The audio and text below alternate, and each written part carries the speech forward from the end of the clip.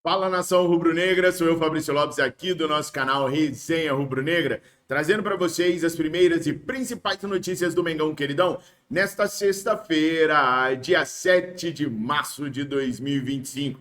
Amanhã tem jogo do Mengão. Peraí, amanhã não. Hoje tem jogo do Mengão. Hoje tem jogo do Mengão, jogo importante para a equipe do Flamengo. Amanhã também tem jogo do Mengão. Como assim, Fabrício? Tem jogo hoje, tem jogo amanhã? Isso mesmo, tem jogo importantíssimo hoje, jogo importantíssimo amanhã. Amanhã nós vamos carimbar nossa passagem para a final do Campeonato Carioca e hoje nós vamos carimbar nossa passagem para a semifinal. Aguenta, vou falar tudinho para vocês. Também quero falar para vocês sobre as obras do mini estádio do Flamengo que está sendo construído agora dentro do Ninho do Urubu. Matias Vinha voltou, nação, voltou, mas calma, ainda tem um longo período para o Vinha poder retornar de verdade ao futebol do Mengão Queridão. Hoje é o dia D do Flamengo, para tentar um jogador para o meio do ano. Relaxa, vou explicar tintim por tintim para vocês ao longo desse vídeo aqui. Então, como você vai ficar muito intertido nas notícias, não se esqueça de se inscrever no nosso canal. Você não paga nada, é rapidinho, pai bola, plim, clicou ali, você já é inscrito. Isso nos motiva, nos faz continuar e faz com que o nosso canal cresça, dizendo sempre a verdade, doa quem doer. Não esquece de deixar o seu like, sua curtida é muito importante para nós e também de comentar e recomendar o nosso canal. Agora, sabe o que eu vou recomendar para vocês? Vou recomendar para vocês o melhor aplicativo de estatísticas do mundo, a Flash Score.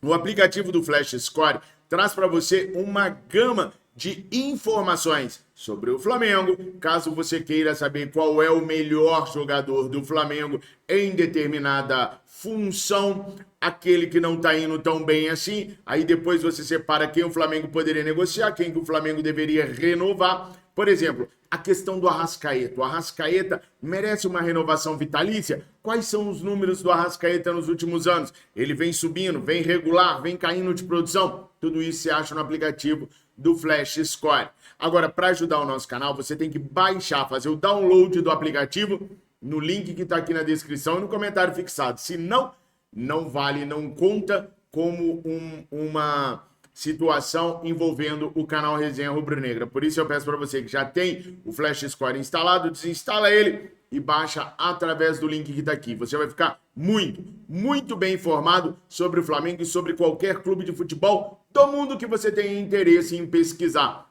Flash Score é a maior base de dados de clubes de futebol do mundo. Baixe agora. Bom, voltando a falar só sobre o Mengão Queridão agora, seguinte, pessoal, Matias Vinha voltou a treinar no campo depois de 7 meses de se lesionar, rompendo o ligamento cruzado do joelho direito e tendo uma fratura na tíbia, ou seja, ele foi muito sem sorte, gente. Ele machucou gravemente no joelho e na tíbia. Ele voltou a correr com a equipe de fisioterapia ainda no gramado do Ninho do Urubu. Apesar de ser uma notícia muito boa e muito animadora para nós torcedores rubro-negros, ainda está longe do retorno oficial aos gramados. O Vinha só deve retornar no segundo semestre. Claro, pode acontecer com o Vinha aquilo que aconteceu com o Pedro e ter o seu retorno antecipado. Mas no caso do Vinha, a gente tem que lembrar que houve uma fratura envolvida ali, né, da tíbia. Então é uma situação bem mais grave do que a situação do Pedro. Por isso, a antecipação do retorno do lateral esquerdo, se ocorrer, deve acontecer com um lapso de tempo menor do que foi no caso do Pedro. O Pedro vem treinando com desenvoltura, está feliz, está aos pouquinhos se integrando à equipe rubro-negra e mês que vem, se Deus quiser, meados do mês que vem, ele já estará em campo. E aí eu lembro a vocês que os desafios verdadeiros do Flamengo começam agora, em março. A princípio, para poder manter os 4 jogadores que foram convocados pela seleção brasileira, os 3 que serão pela seleção uruguaia, mais o Plata no Equador, mais o Pulgar no Chile, em excelentes condições físicas. Eu vou responder aqui a algumas pessoas que me perguntaram ontem, depois da divulgação dos nomes convocados para a seleção brasileira, se a seleção manteria o controle de carga e a atividade que é feita no Flamengo para que os seus atletas não se lesione. No caso especificamente de Arrascaeta e de Nicolás de la Cruz, que é onde o pessoal mais se preocupa. Não. O Marcelo Bielsa, técnico argentino da seleção do Uruguai, tem o seu próprio esquema para poder treinar os jogadores. E como são poucos dias de treino, os caras colocam força máxima no treino lá, e daqui a gente só pode torcer para que essa intensidade nos treinos não afetem os nossos jogadores. A data FIFA é do dia 17 ao dia 25 de março. E no dia 29, a gente já enfrenta o Internacional pela primeira rodada do Campeonato Brasileiro.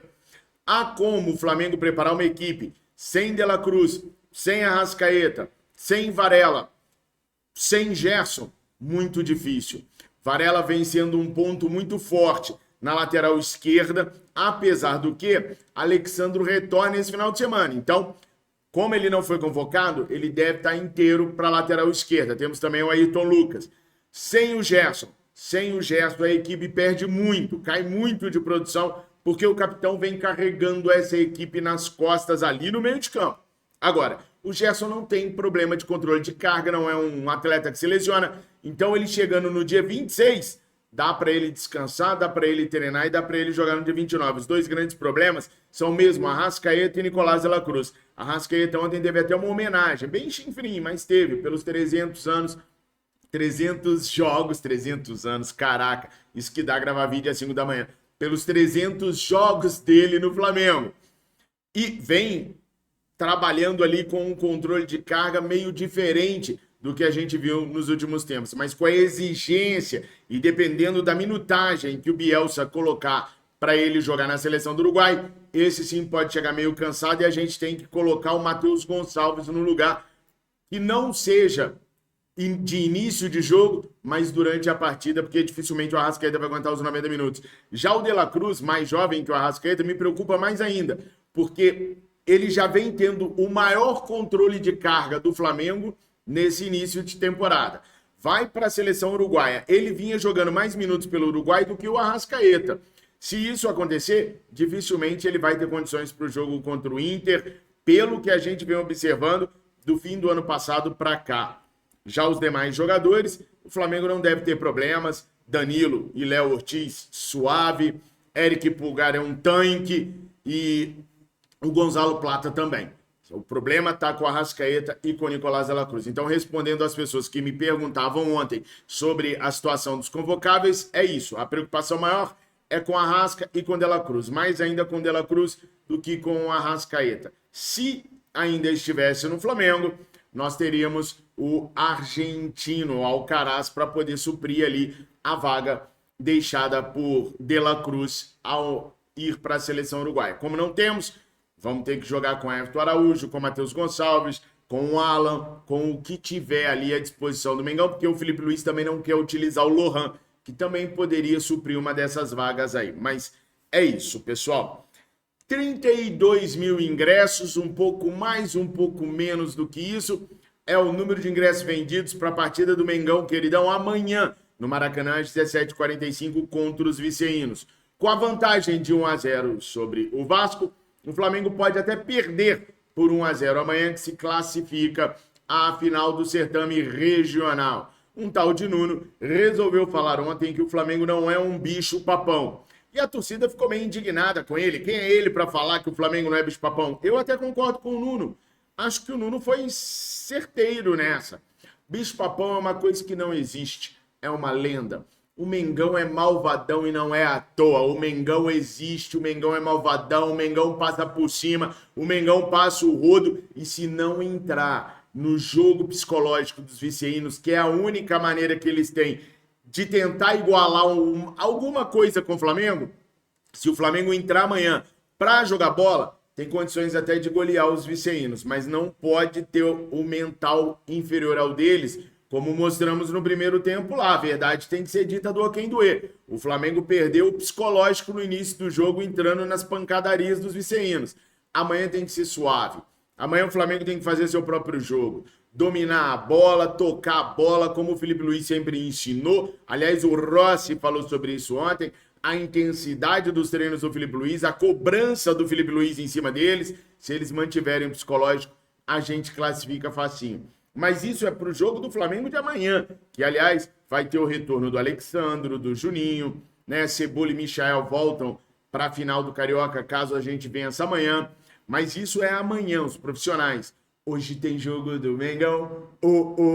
Hoje tem jogo do Flamengo, meus amigos. O Flamengo joga hoje com o Higgins. E eu joguei no Google para ver como é que pronuncia, tá? É o Higgins. Flamengo e o Higgins fazem jogo da Libertadores Sub-20, terceiro jogo do Mengão, queridão. O Flamengo, que venceu o primeiro jogo contra o Olímpia do Paraguai por 6-1 e venceu o segundo jogo contra o Danúbio do Uruguai por 3-1, já está classificado para a semifinal da Libertadores.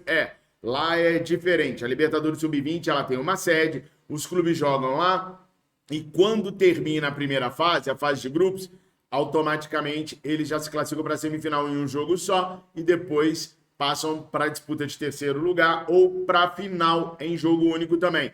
Então o Flamengo já está na semifinal da competição, mas tem um compromisso hoje com o O'Higgins e se vencer, o Mengão fica 100% na competição. Eu não vou dizer que o Mengão é o bicho papão, porque eu acabei de desmentir o Nuno, mas o Mengão, queridão, é a equipe a ser batida. Ontem o Palmeiras jogou e aconteceu mais um fato no futebol, onde a Conmebol, mais uma vez, não deve punir a equipe que cometeu o ato de... A Conmebol é muito boa para punir quando o escudo está um pouquinho para cá ou para lá, se o treinador demora 2 minutos para voltar a campo, aí eles vão lá e agem como leões.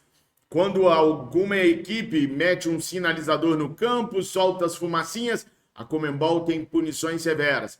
Mas para atos contra, a Conmebol não faz absolutamente nada, não sei uma notinha dizendo que repudia, bibibi, bababá, mas não faz absolutamente nada. Uma vergonha o que a Conmebol, o que a UEFA, o que a FIFA e o que a CBF fazem contra essa situação. Me solidarizo com o jogador do Palmeiras e com qualquer jogador que vier a sofrer atos desse tipo. A torcida teria que fazer uma pressão muito grande para cima das grandes entidades para que tomassem providências enérgicas, como rebaixamento da equipe. Ah, mas a equipe não tem culpa. Só vai doer no torcedor o dia que a ação for contra a equipe. Enquanto a equipe passar impune, o coração do torcedor está de boa. Se ele não puder ir mais no estádio, ele vai continuar fazendo isso em qualquer lugar. Do lado de fora, no dia a dia. Se punir a equipe severamente, vai doer no torcedor. Ele vai saber que ele foi responsável por jogar a sua equipe para inferioridade de divisões. E aí talvez ele aprenda e nunca mais faça novamente. É a minha opinião. A equipe tem que ser punida por conta do torcedor. É a minha opinião. Só assim as coisas vão mudar. Mas você tem que opinar para eu saber sua opinião. Mas não opine porque sim, porque não. Fala de verdade aí nos comentários o que você pensa a respeito disso, para a gente poder entender e, quem sabe, até mudar de opinião sobre determinado assunto, nesse caso aqui, tá? Bom, eu quero falar sobre as obras do mini estádio do Flamengo. Primeiro que eu acho horroroso falar mini estádio. É o estádio para a categoria de base do Flamengo. Seria para a categoria de base e também para o futebol feminino. Mas como o Flamengo fechou um acordo com o CFC Zico, né, o Centro de Treinamentos do Galinho Zico, as meninas estão treinando lá e, portanto, não terão a necessidade de usufruir do mini estádio do Flamengo. Mas o Flamengo segue as obras para construir o seu mini estádio lá no Ninho do Urubu. Vocês vão ver aí as imagens do Mengão, queridão. Aliás, do Mengão não, das obras no mini estádio do Flamengo. O gramado está praticamente pronto, zeradinho, sendo cuidado todos os dias pelo Flamengo, claro. Mas vocês podem perceber que ainda está sendo realizada a parte de limpeza, que é onde vai ficar o mini estádio. A princípio, o mini estádio ficaria num terreno que o Flamengo comprou à frente do Ninho do Urubu. Mas, devido à dificuldade de tirar as licenças ambientais e ao custo que teríamos, o Flamengo achou por melhor levar esse mini estádio para dentro do CT Jorge Elal e lá os caras estão construindo, fazendo a construção. Vocês podem perceber aí que não é algo fácil. Pelas obras do mini estádio, a gente tira uma ideia daquilo que vai ser a construção do estádio do Mengão mesmo, lá no terreno do gasômetro. A limpeza dos arredores desse mini estádio já está durando mais de um mês, desde o início do ano, que eles estão fazendo essa limpeza ao redor do gramado, onde nós teremos o mini estádio. O mini estádio do Flamengo tem previsão ali de abrigar cerca de 2.000, 2.500 pessoas. Vai contar com 3 vestiários nível profissional, sendo do mandante, o Mengão, do visitante e também do pessoal da arbitragem. Então, reparem bem nas imagens. Até a construção de tudo isso que eu estou falando para vocês, imaginem o tempo que ainda vai levar. Imaginem a quantidade de coisas que ainda temos para fazer até termos a condição de termos 2.500 pessoas aí, nesse local. Vejam as redondezas e tudo que está sendo feito para que possamos erguer esse mini estádio. Olha a quantidade de situações que ainda tem que ser realizada ali. Estamos falando de um estádio para 2.500 pessoas. Imagine um estádio para 75.000 pessoas.